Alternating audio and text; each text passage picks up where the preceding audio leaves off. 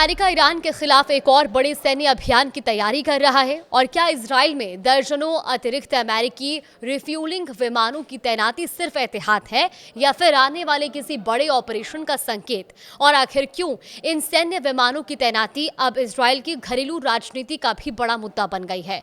आज के इस एक्सप्लेनर में हम बात करेंगे और समझेंगे कि आखिर अमेरिका की नई रणनीति क्या है, जमीन पर हालात कैसे बदल रहे हैं और इस पूरे घटनाक्रम का मतलब क्या है। नमस्कार, आप देख रहे हैं न्यूज़ 18 का डिजिटल प्लेटफॉर्म और मैं हूं आपके साथ जागृति खंतवाल। अमेरिका ईरान के खिलाफ सैन्य दबाव बढ़ाने की तैयारी में है और इसी रणनीति के तहत वो इजराइल में दर्जनों अतिरिक्त एयर टू एयर रिफ्यूलिंग विमान भेज रहा है ताकि लंबी दूरी तक उड़ान भरने वाले लड़ाकू और बॉम्बर विमान बिना रुके लगातार मिशन चला सकें। एक्सियोसिस की रिपोर्ट के मुताबिक वॉशिंगटन ने इजराइल को इस अतिरिक्त तैनाती की जानकारी दे दी है। दरअसल किसी भी लंबी दूरी के सैन्य अभियान में सिर्फ लड़ाकू विमान ही काफी नहीं होते, उन्हें हवा में ही ईंधन उपलब्ध कराने वाले रिफ्यूलिंग विमान पूरे ऑपरेशन की रीढ़ माने जाते हैं। और यही वजह है कि इन विमानों की संख्या बढ़ाना किसी संभावित बड़े सैन्य अभियान की तैयारी के तौर पर देखा जा रहा है। अब जानते हैं कि इजराइल में इन विमानों की तैनाती की मौजूदी जो हालात हैं, जो मौजूदा तस्वीरें हैं, वो क्या है। देखिए, फिलहाल इजराइल में पहले से ही 60 से ज्यादा अमेरिकी रिफ्यूलिंग विमान मौजूद हैं। इनमें करीब 30 विमान तेल अवीव के पास बेन गुरियन इंटरनेशनल एयरपोर्ट पर तैनात है, जबकि 30 विमान दक्षिणी इजराइल के रेमन एयरपोर्ट पर मौजूद हैं। अब पेंटागन आने वाले दिनों में दर्जनों और रिफ्यूलिंग विमान भेजने की तैयारी कर रहा है और इसका मकसद युद्ध की शुरुआत के समय जितना बड़ा एयर सपोर्ट नेटवर्क था उसे फिर से उसी स्तर पर लाना है।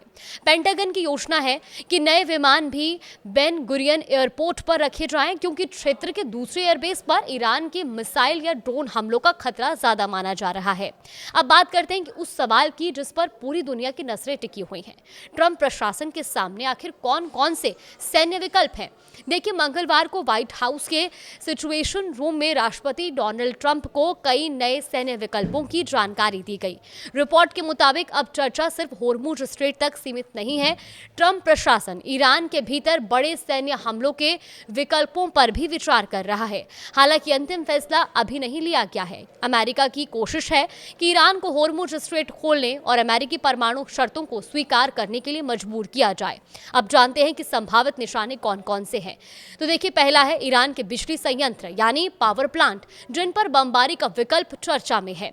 दूसरा है ईरान के परमाणु ठिकाने, जहां संवर्धित यूरेनियम के भंडार मौजूद हैं और इन ठिकानों पर हमले की संभावनाओं पर भी विचार किया जा रहा है। तीसरा है पेक्सेस माउंटेन, जहां पर एक संदिग्ध भूमिगत परमाणु सुविधा बनाए जाने की बात कही जा रही है और ये साइट भी अमेरिकी रडार पर है। और अब नजर डालते हैं मौजूदा जंग के हालात पर। देखिए, होर्मुज स्ट्रेट और ईरान के दक्षिणी तट पर अमेरिकी हमले लगातार 7वें दिन भी जारी रहे। अमेरिका ने बंदर अब्बास के पास कम से कम 7 पुलों को तबाह कर दिया है। बंदर अब्बास ईरान के इस्लामिक रेवोल्यूशनरी गार्ड कॉर्प्स यानी कि IRGC का एक प्रमुख लॉजिस्टिक हब माना जाता है और यहीं से होर्मुज क्षेत्र में गोला बारूद और सैन्य रसद की सप्लाई की जाती है। उधर जवाबी कार्रवाई में ईरान ने जॉर्डन, कतर, बहरीन, इराक और कुवैत में मौजूद अमेरिकी सैन्य ठिकानों पर अपने हमले तेज कर दिए हैं। IRGC ने सीरिया में भी एक अमेरिकी सैन्य बेस पर हमला करने का दावा किया। हालांकि जानकारी के मुताबिक अमेरिकी सैनिक महीनों पहले ही उस बेस को खाली कर चुके थे। तो अब बात उस मुद्दे की जिसने इसराइल की घरेलू राजनीति में नई बहस छेड़ दी है। जब युद्ध अपने चरम पर था और इजराइल का एयरबेस बंद था, तब बेन गुरियन एयरपोर्ट पर अमेरिकी सैन्य विमानों की मौजूदगी कोई बड़ा मुद्दा नहीं थी। लेकिन अब हालात बदल चुके हैं। गर्मियों की छुट्टियां चल रही हैं, कमर्शियल उड़ानें फिर से शुरू हो चुकी हैं।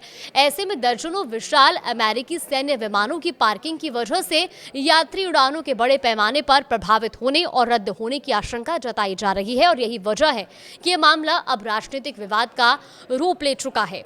इजराइल में सिर्फ 3 महीने बाद चुनाव होने हैं। प्रधानमंत्री बेंजामिन नेतन्याहू की सहयोगी और परिवहन मंत्री मिरी रेगेव ने मांग की है कि इन अमेरिकी विमानों को बेन गुरियन एयरपोर्ट से हटाया जाए या इनकी संख्या सीमित की जाए। लेकिन इजरायली रक्षा मंत्रालय और इजरायली सेना इस मांग के खिलाफ है। वहीं वॉशिंगटन ने इजराइल से इन विमानों के लिए जगह उपलब्ध कराने की अपील की है।